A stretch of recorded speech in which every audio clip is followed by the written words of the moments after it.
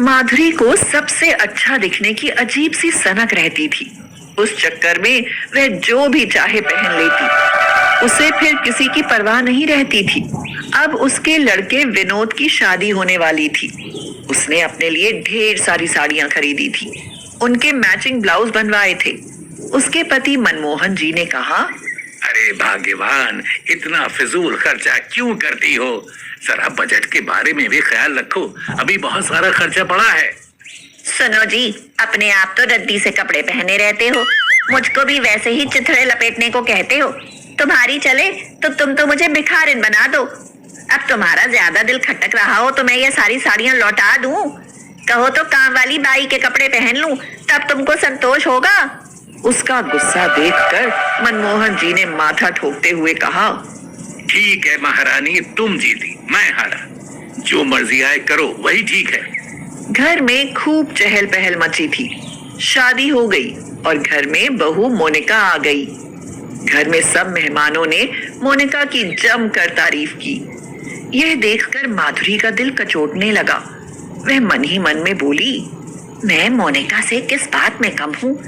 अभी क्या, कल ही रिसेप्शन पार्टी है, फिर मैं भी कल वाहवाही बटोरती हूँ। मैं भी इसकी तरह कपड़े बनवा लेती हूँ।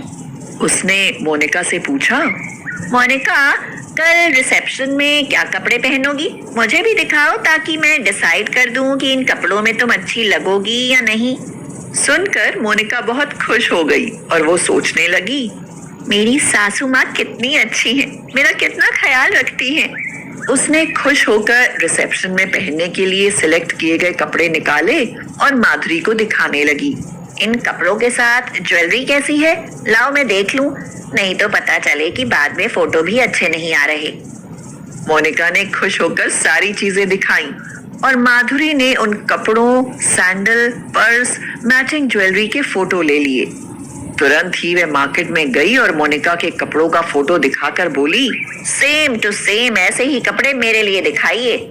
दुकानदार ने माधुरी की ओर देखा और कहा, लेकिन आंटी जी, ये कपड़े आप पर अच्छे नहीं लगेंगे। आप अपनी एज के हिसाब से कपड़े लीजिए ना, तो वो आप पर ज्यादा फबेंगे। यह सुनकर तो माधुरी भड़क गई और बोली, चुप बे नाशपीटे, तुझे अपने कपड़े बेचने हैं या मुझको सलाह देनी है? तू सलाह केंद्र क्यों नहीं खोल लेता?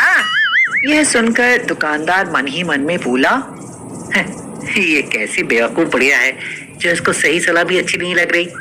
लेकिन मुझे क्या, मुझे तो अपना सामान बेचना है भाई। उसने सेम टू सेम वैसे ही कपड़े निकाल कर दे दिए। फिर माधुरी शूज की शॉप पर गई और शॉपकीपर से बोली, ये सैंडल की फोटो देखो और सेम टू सेम सैंडल निकालो। पर नाप भी लाइए, किसके लिए लेना है?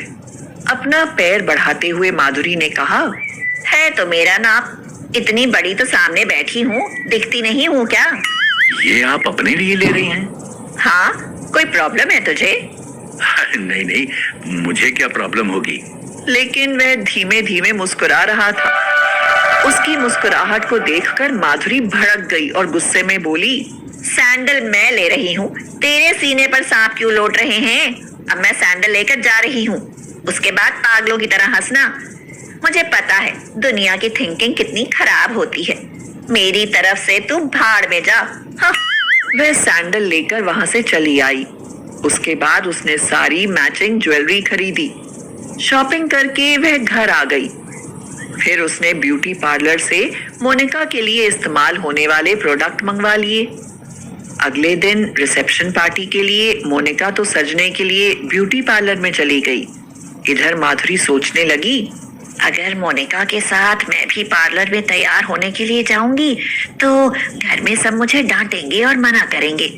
खास तौर से विनोद के पापा तो बिल्कुल ही नहीं जाने देंगे। इसलिए जब तक मोनिका ब्यूटी पार्लर में तैयार होती है तब तक मैं यहाँ घर में ही तैयार हो जाती हूँ। हाँ। सब लोग माधुरी की आदत को तो जानते ही थे कि वह घंटों तैयार होने में लगा देती है, इसलिए किसी ने उसको डिस्टर्ब नहीं किया। मोनिका जब सज धज कर आई तो सब देखते ही रह गए। पार्टी में सब लोग आने लगे थे। मनमोहन जी माधुरी को ढूंढते फिर रहे थे। अरे विनोद की मम्मी कहाँ चली गई? अभी भी तैयार नहीं हुई हो क्या? मेहमान लोग माधुरी के इंतजार में थे। माधुरी कमरे से निकल कर आई तो सब लोग उसको भौचक्के होकर देखने लगे। यह देखकर माधुरी मुस्कुराई और मन ही मन में बोली, लगता है सब मुझको देखकर सरप्राइज्ड हैं। वह अपनी ननद से पूछती है, क्यों रेनू, कैसी लग रही हूँ? अच्छी लग रही हूँ ना? मोनिका से तो अच्छी लग रही हूँ। यह सुनकर रेनू ने बहुत मुश्किल से अपनी हंसी रोकी और बोली, आपकी तरह तो यहाँ कोई नहीं लग रहा है भाभी। कोई अपनी हंसी रोक ही नहीं पा रहा था क्योंकि माधुरी बिल्कुल जोकर लग रही थी। मोनिका ने जब माधुरी के कपड़े, सैंडल, ज्वेलरी और मेकअप देखा तो वह चौंक गई और वह विनोद से बोली, तो इसलिए उन्होंने मेरे कपड़ों की फोटो लिए थे, इन्हें मेरी कॉपी करनी थी। लेकिन ये कितनी बेवकूफ हैं, इनको यही नहीं पता कि ये कैसी लग रही हैं। विनोद भी अपनी माँ को देखकर दांत पीस रहा था, लेकिन वह खुलकर कुछ कह नहीं पा रहा था। सारे मेहमान हंस रहे थे। यह देखकर माधुरी को अब बुरा लगने लगा, लेकिन वह किसी से कुछ कह भी नहीं पा रही थी।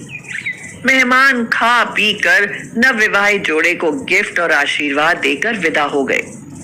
लेकिन एक नई मुसीबत हो गई। माधुरी के चेहरे पर तेज जलन पड़ने लगी जो बढ़ती ही चली गई। वह हॉल से अपने कमरे में जाने के लिए तेजी से बढ़ी, लेकिन जल्दी में पेंसिल हील के सैंडल में उसका बैलेंस नहीं बना और वह लड़खड़ा कर गिर पड़ी और वह उठ ही नहीं पाई। कुछ लोगों ने उसे उठाया तो पता चला कि उसकी बांह ही सीधी नहीं हो पा रही है। अभी थोड़ी ही देर बीती थी कि उसके चेहरे पर फफोले उभर आए। वह जोर जोर से चिल्लाने लगी, हे भगवान, ये मेरे साथ क्या हो रहा है? मुझे बचाओ, मेरा चेहरा जल रहा है और ऊपर से बांह भी नहीं उठ रही है। तुरंत ही डॉक्टर को बुलाया गया। उसने बताया, देखिए, इन्होंने अपनी सेंसिटिव स्किन में हाई ब्लीच इस्तेमाल किया है, जिससे इन्हें एलर्जी हो गई है। लेकिन मोनिका ने भी तो यही लगाया था। देखिए, सबकी स्किन अलग अलग तरह की होती है और उसके लिए अलग अलग मेकअप इस्तेमाल होता है। बिना टेस्ट किए अपने आप लगाने के कारण ये हुआ है। माधुरी को हॉस्पिटल ले जाया गया। वहां टेस्ट में बांह में फ्रैक्चर निकला। मनमोहन जी बोले, ये फ्रैक्चर बहू की कॉपी करके पहने हुए सैंडलों की वजह से हुआ है। माधुरी को भी ये सब महसूस हो रहा था और वह पछता रही थी। अब उसको समझ में आ गया कि अपनी उम्र के हिसाब से ही सब काम क्यों करना चाहिए। ठीक होकर घर आने के बाद उसने सबसे माफी मांगी और अपनी एज के हिसाब से सादगी से रहने लगी। मोनिका भी अब माधुरी का खूब आदर करती थी। अब माधुरी से सभी लोग बहुत खुश थे।